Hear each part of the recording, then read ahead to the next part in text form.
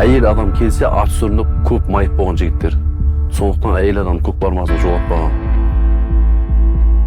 Можно ли девушкам участвовать в национальной игре Кокпар? Споры и дискуссии по этому поводу ведутся до сих пор. Когда хорошего коня увижу, прям вообще не могу. Я его пока не куплю, я не успокоюсь.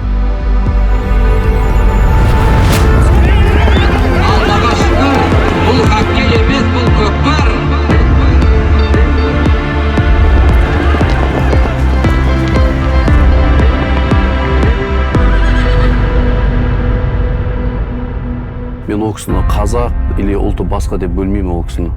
Біріншіден, оны Еваны мен батыр ана ретінде құрметтеймін. Бұл кісінің бойында бір еркекке тән бір андай бір құштарлық, батырлық бір қасиет бар да бұл әйелдің бойында. Өте қасиетті батыр қыз ол.